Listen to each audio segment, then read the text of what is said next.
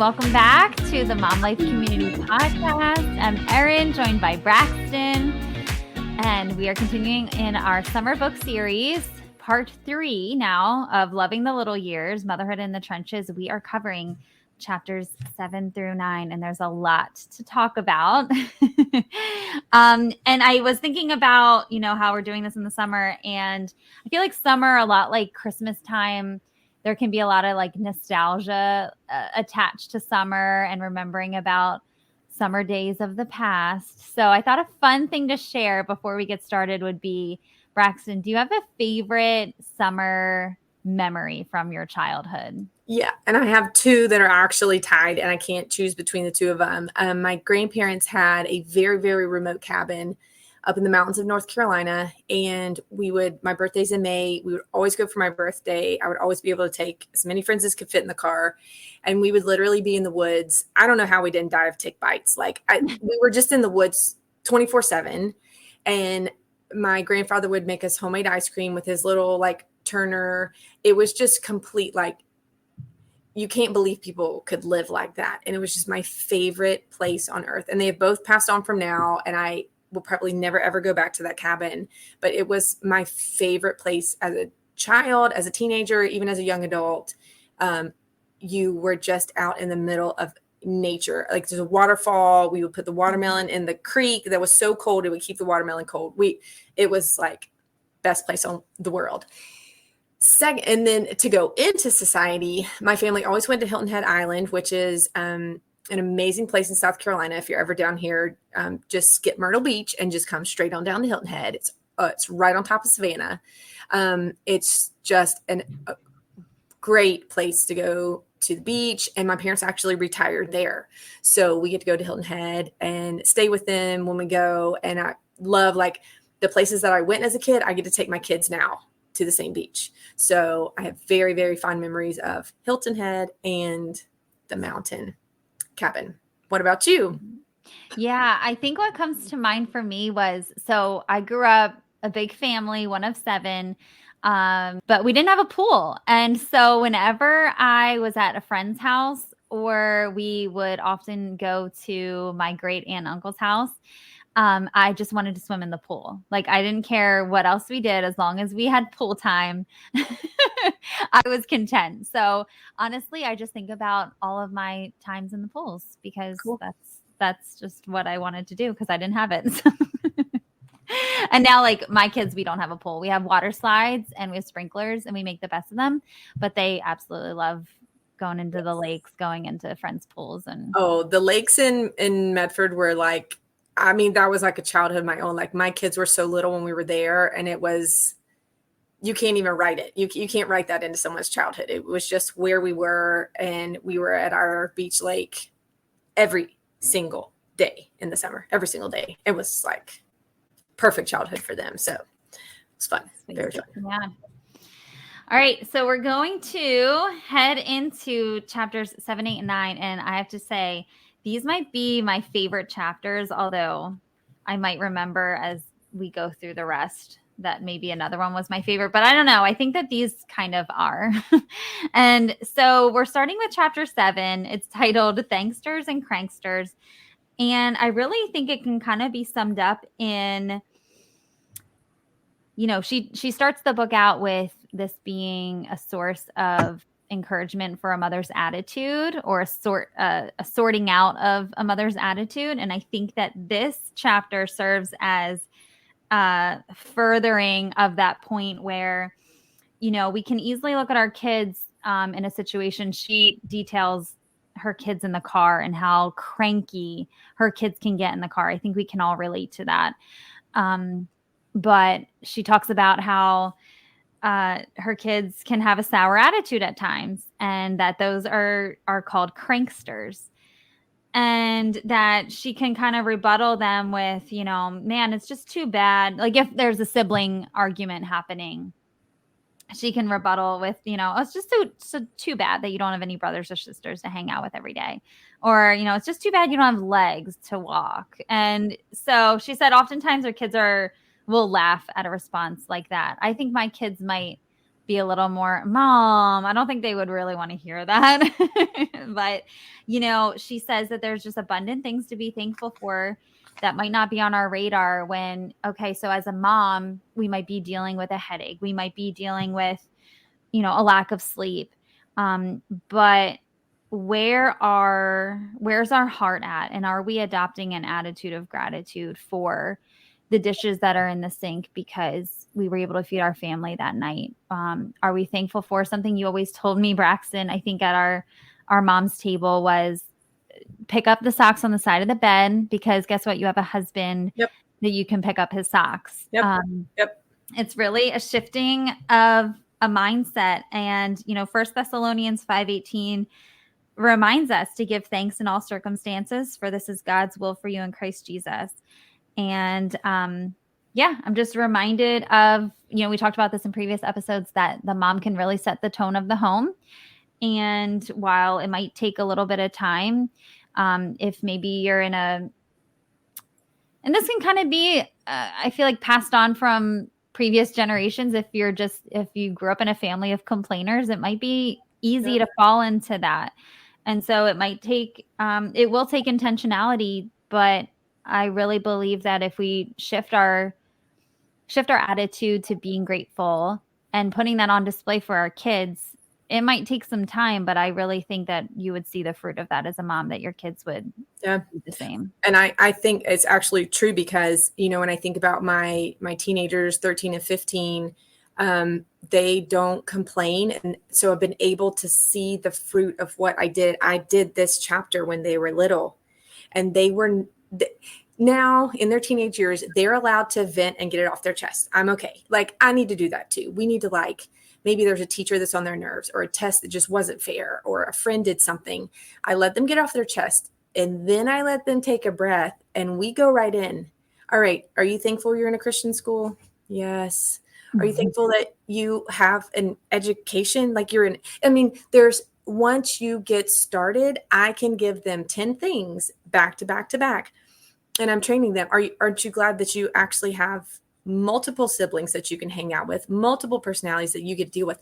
Aren't you thankful you have a difficult teacher that you're going to learn how to deal with, because you might have a boss one day, or a neighbor next door, or a brother-in-law or sister-in-law that drives you crazy, but you've already learned how to be patient because God taught you, where you were in 7th grade, how to be patient in this class. You can take everything and be thankful for it. And it is a choice. And we as moms have to choose to be grateful. I love it. She said, I know this is painfully obvious, but when our children are fussing, the antidote for them is gratitude. Exactly what you were thinking. I thank God for the clothes hampers that are full, because that means I have clothes and we have money to buy clothes, and then I have a washer and a dryer to close them.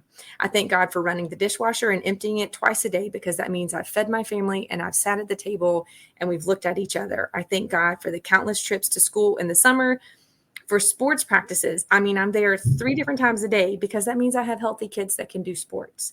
Sometimes I even thank God for fights with my husband, because those fights make me pray more. And that even the hard things we can thank God for, because he is producing endurance and patience in us, and the fruit of the Spirit. So we have to teach our kids. And when we're at dinner, Nick will ask one of our kids to pray, and I'll always say, thank you for, just to remind them, thank you, God, for this and this and this. Not, I hope we have a great day, and I hope we have a great week, and I hope and I pray that we have fun at camp this week. It's like, I thank you for this, and I thank you for this, and I thank you for this, because we need to be grateful to God too. So I mentioned this in the book talk at the very beginning, but 10,000 reasons, is that it? Why do I always get it wrong? Ann Voskamp, 10,000. She, if a listener needs a big dose of tweaking, you need to get that book, because practice makes permanent. And so when you practice generosity, it becomes and when you practice gratitude, it becomes a habit, and you just keep doing it, because that's what that's what you're becoming. And the very end, her very last question is, aren't you blessed? We want our kids to know that they're blessed. And until we show it in front of them and show it to them and make them think and say it, they might not see how blessed they are. My oldest was able to go to Dominican Republic last summer, and I've just been waiting for a trip for all of them where you get out of privileged life. And she came home and she said, Mom, I mean, it changed her world. Mm. And she said, Mom, I helped a mom wash her clothes and floor cleaner. And she told me that sentence in different times, months and months and months apart from her. You can't teach gratitude like that. I mean, once they see it, it's just, you can't get away from it. So teaching our kids little and then letting them see it when they get older is just a habit. Yes, thank God in all circumstances, especially if you have a big family. Thank Him for all those children you prayed for. Thank Him for that husband you prayed for forever. You remember how long it took for you to get pregnant? Thank God for those children that you have. And this is the work we have to do. Thank Him for all the things that we get to do. It's good. Yeah. And I like how she wrapped it too. And we were definitely on the same wavelength there, how she put a notion at the end of the chapter to practice this gratitude outside of like a cranky moment or outside of a spat happening. And I wrote a great way to do this is prayer, just like you said, my son, I pray every day before they get out of the car at school. And sometimes I am a little more, what's the word? I kind of really firmly ask, can someone pray today? Can someone, I said the other day, it would really bless me if one of you prayed today. And so anyway, my oldest had prayed one day recently and thanked God for the rain because it was watering the trees and the plants. And, so I'm grateful. I can see that, what might make something a bad day is getting a little bit of a different, shift. So, one of those things that takes intentionality and practice and really evaluating if it's something that you're struggling with as a mom to be grateful because the workload is a lot. And she's going to talk about that more in the next chapter, but the workload is a lot at times and being grateful. So one last story. I tend to be the most grateful person in our family. I'm just saying that out loud. And we were at a track meet in this past spring, and track meets are like 5 hours long. Like it just develops patience in you. And I love, my husband had been working long day, and he came in and he sat down and he said, I love coming here. He said, one of my patients today reminded me, we don't have this many years with our kids to watch them run track. I want to enjoy every single time that we have to come out here and sit in the heat and be out here because it's not going to be that long. Track meets are awesome. And I was like, track meets are awesome. It's just a good, like, we can sharpen each other and remind each other, like, this is what we have to be grateful for, even for our long bench, because we have healthy kids that we can, in a school that has a team and is teaching my kids great things. And there's so many things. But once you start, 10,000 reasons, 10,000 gifts, 10,000 gifts, 10,000 gifts. That book will help you train your mind to be grateful. It's a book that I am just like eternally grateful that I went through myself. So, yeah. So good. What about chapter 8? Okay. Chapter 8 is called Watch Your Language. This is, I'll read one paragraph. She's basically talking about making sure your kids watch their language, but as adults, we need to not hold on to a certain word. And her certain word was overwhelmed. To take this as kind of like your, how you can just be done because of this one word that you can kind of like idolize. This is a paragraph about words. My husband dealt with this problem about little kids using big kid language too early by talking to the kids about the nature of words. Words are tools, and some of them are like big kitchen knives. You have to be big enough to use them.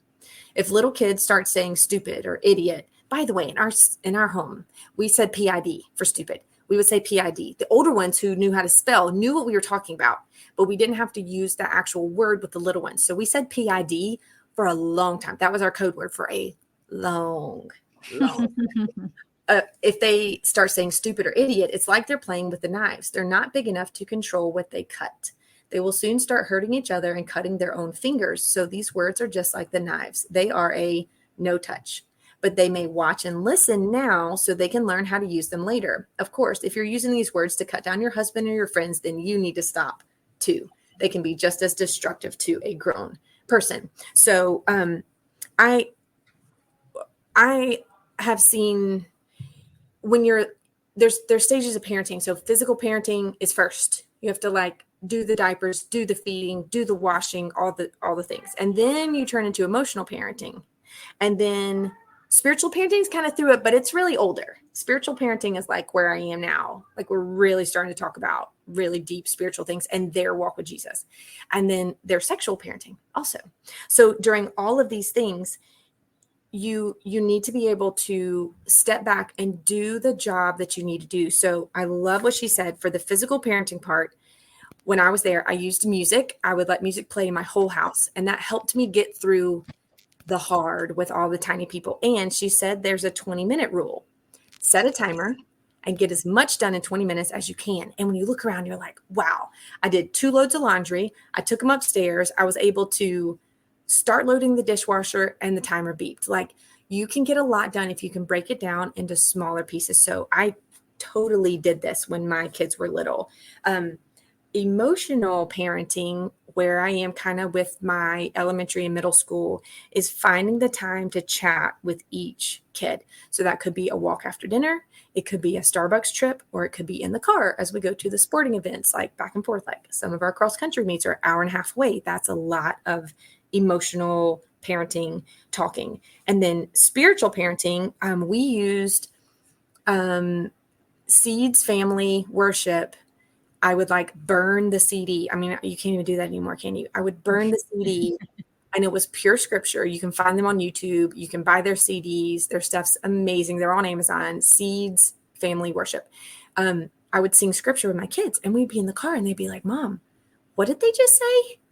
And we would have like Theology 101 right then and there. I was able to unpack that particular verse for whatever it meant. It meant I knew what it meant. They had no idea what some of this like scripture, this kind of biblical churchy talk was. And then we did the Jesus Storybook Bible. Like we've probably read it through 6 times, cover to cover. So those are my 2 good tools for new moms or young moms as you go through those. And then sexual parenting, I was able to kind of talk through my peers, my friends. Okay, how do we want to talk about it? What do we want to talk? I was able to kind of dialogue with them ahead of time. And then when I was ready, like kid was going into 5th grade or like middle of 5th grade, we went to Starbucks, big long talk. I mean, we can have episodes on this, but having the conversation open, because that's coming. And you need to be open and ready to talk about how sex is so wonderful and God made it so good and our bodies are wonderful. You need to be able to talk about that kind of stuff before you're ready for it. But all of these things, we need to be productive in our parenting. God has given us work to do. And so my current job is to help produce teenagers and young adults that will listen to God and will be responsible in their decisions. And ultimately, I want to be friends with them when they're grown.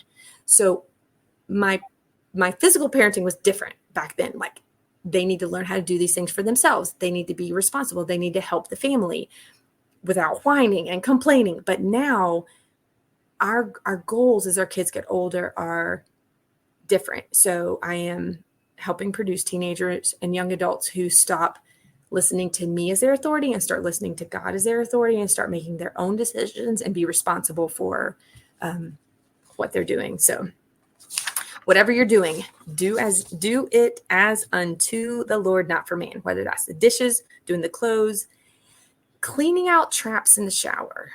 I did that today and it's disgusting. And I did it as unto the Lord. I just do it twice a year. So do your work well and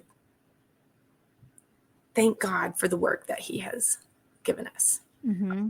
That was a lot, but I had a lot for this. Okay. Well, and and you're right, like how parenting shifts and evolves and things that are lessons take on a totally different, approach when you have teenagers. But we're very much in the in the realm of of potty words and Really? when to say, because some words we say and it's very appropriate for a certain situation, where in other, times it's just not. And so we are very much in that black and white almost um stage. And so I just like how, just like she used the horses and the reins to illustrate emotions and reining in emotions, I love how she used knives, because I think that's such a good way to show kids that these are something that, yes, we use them. Yes, they have a purpose. We need to use knives. We need to use words. But what happens when we start throwing the knives in the air? What could happen? Someone could get extremely hurt.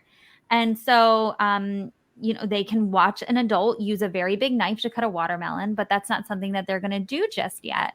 And so I think it's so good to have a tool like this when you feel like you've said it over and over. That's potty talk. That's potty. When do we say that? We say that in the bathroom. You feel like you say the same thing over and over. And it takes sometimes an illustration like this. I just love that she equips moms with this in order to get a point across. And then I just love her writing, because she can take one point and then apply it to us as moms, and just the power that words have.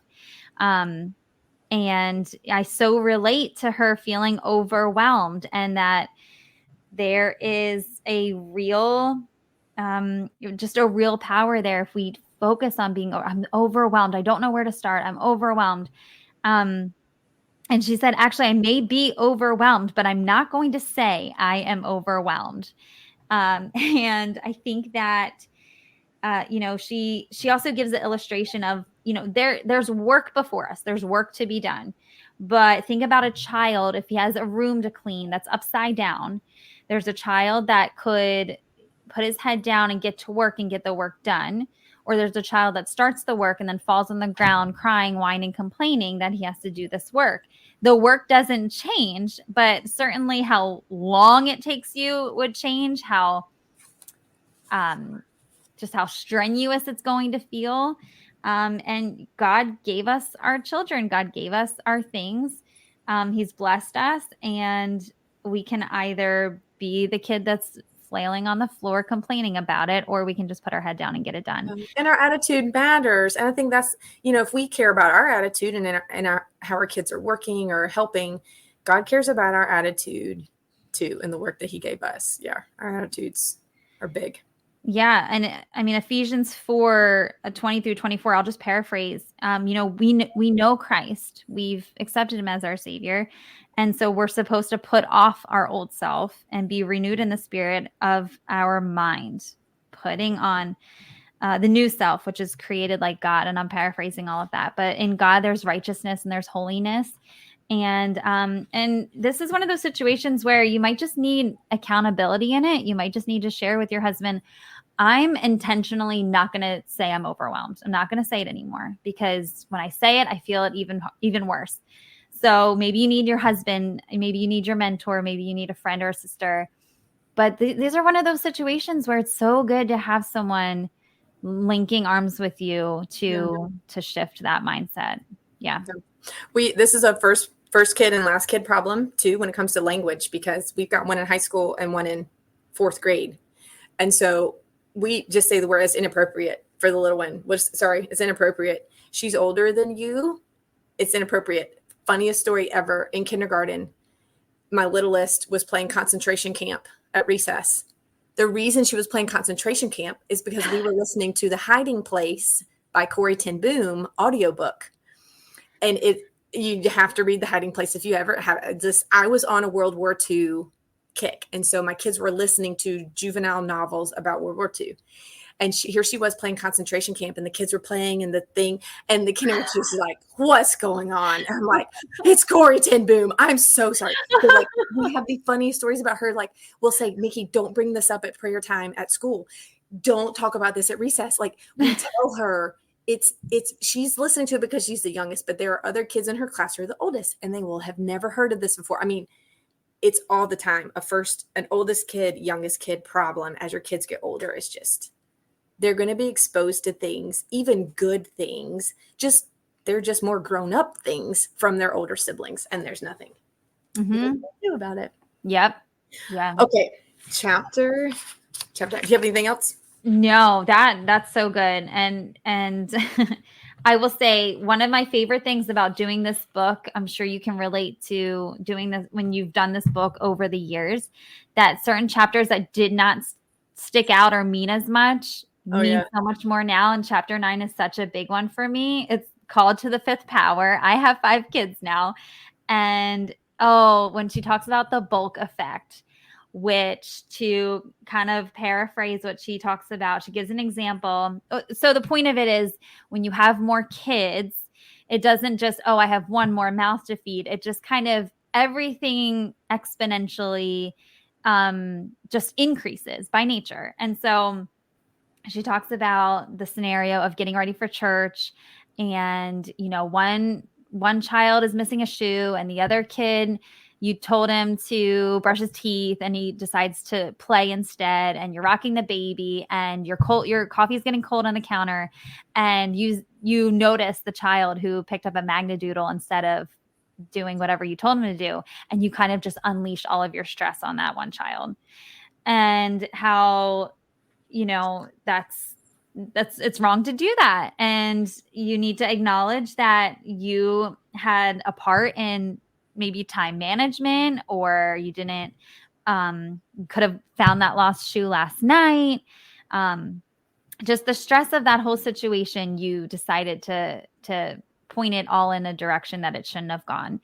And I just relate, because you are in it. You could be in a stressful situation where there's all these little things that really aren't that big of a deal. But when you have as many kids, as maybe I have, it feels like it adds up. And I just love how she said that when you do that, when you ultimately end up putting your stress, and this could be a mom with one, where you have stress from work, or you have stress in your marriage, or stress just coming from something, and you end up, your child does one thing that probably didn't warrant such a big reaction, and it can pour out. And I like that she says on page 48, she says, your children are not a situation, they are individuals, and disciplining an individual for a collective situation is a great way to alienate your children. That's really powerful. It's not only unjust and unkind, but it is untrue to the gospel. Christ takes our sins. He does not load us down with someone else's. He sees what we have done and takes it from us and bears it with him to the cross.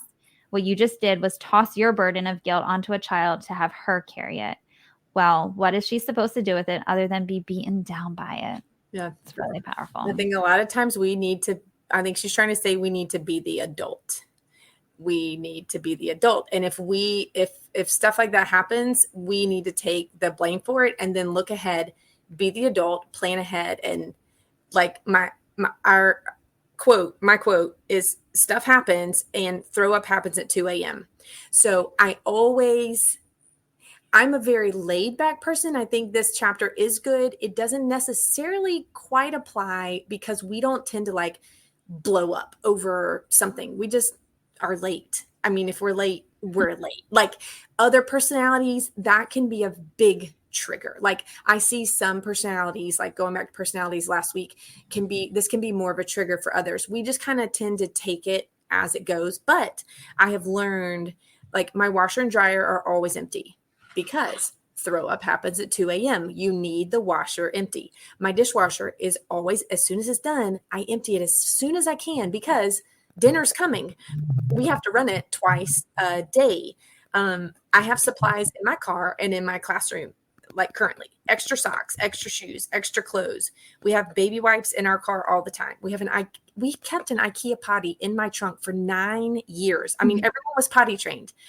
But there might be a time that you are stuck in traffic and somebody gonna need a potty. And sometimes it was me in car line. Like you just have to be prepared ahead of time. We have plastic bags for throw up all the time in my car.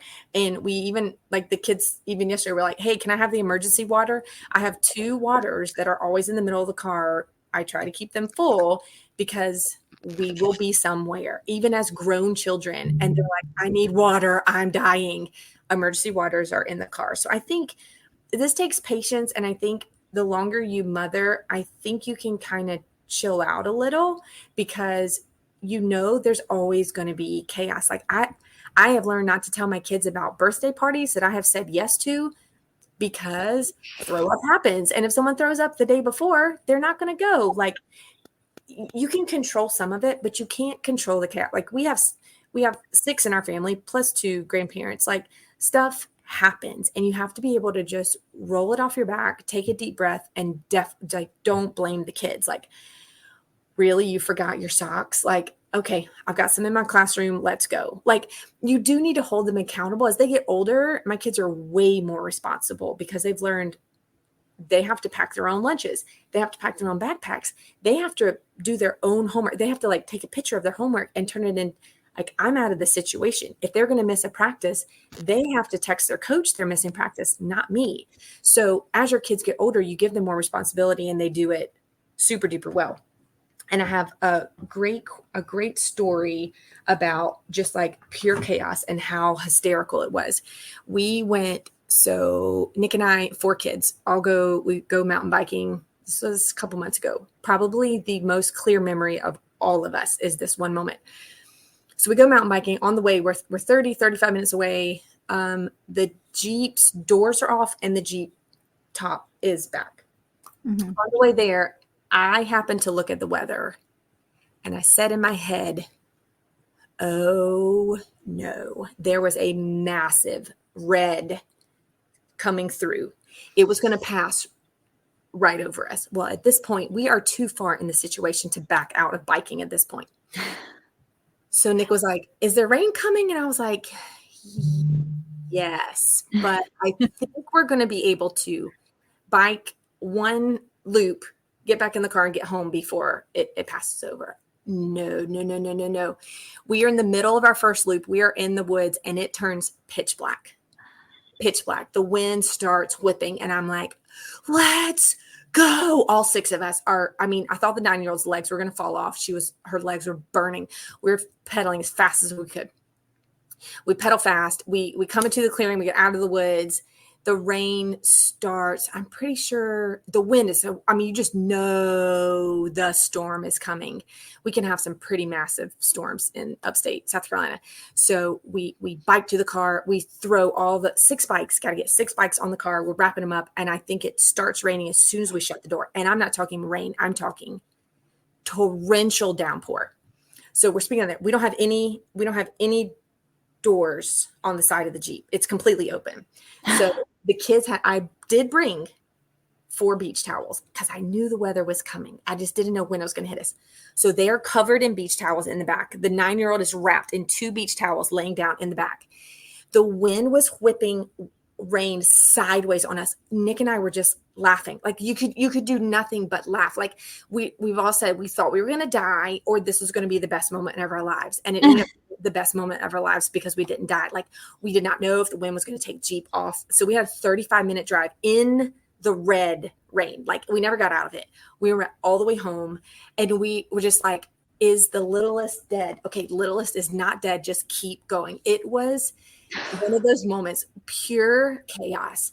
And we could have pointed fingers and blamed. And at that point, you're just like, okay, that was the best moment of our lives. It was absolutely hysteria and total chaos. And we just kind of rolled with it. So sometimes you're going to hit things like that. Like, stuff's going to happen when you vacation. Stuff always happens. We have to be a people and parents and spouses who just let it roll off your back, take the hit, whatever responsibility you have for it, and then teach your kids through it. Like, okay, life lesson, guys. Always bring beach towels and look at the weather before you go. Like, there's a life lesson to be learned. And at the end of the day, Nico say, do you remember that time I almost died in the back of the Jeep? And we were like, yes, we did. It was just so memorable. So anyways, chaos happens, and we need to be the adults, I think, at the end of the day. And to remember, children are a blessing. I think that that's something too. I've fallen off saying, but that I want to get back on, that when we go into a store, because we are a lot of people notice. They just do. I don't know. I don't know if it's the more you have or that I have all these boys, like whatever the case is, people notice. And I think about that all the time, but I'm sure that the kids don't. But I was really good about telling them before we would go into a store, let's show people that kids are a blessing. Let's show them how awesome kids are. And I haven't done that lately. And I think that this is a good reminder to be doing that again, especially as now it's summer and we're all going to be out in the store together. It's not going to be as easy to go by myself anymore. So yeah, that's good. Stuff will happen and you know, they're in a big family. They just are. And there's so much good to that. And I don't want that to get lost in the hustle and bustle of life. So I'm excited that summer's going to slow it down a little though. So. Yep. All right. Be home. All right. Next time. Yeah. So we're still tracking for 3. So 10, 11, and 12. For next time. Okay. Yeah. Braxton, thank you as always. I just love your stories, love your wisdom, and I love that you get to show us a perspective of this is what it's like to have teenagers and almost drivers, and life gets a little different. Happy summer, everybody. Yep. All right. Thank you. Talk to you soon. See ya. See ya.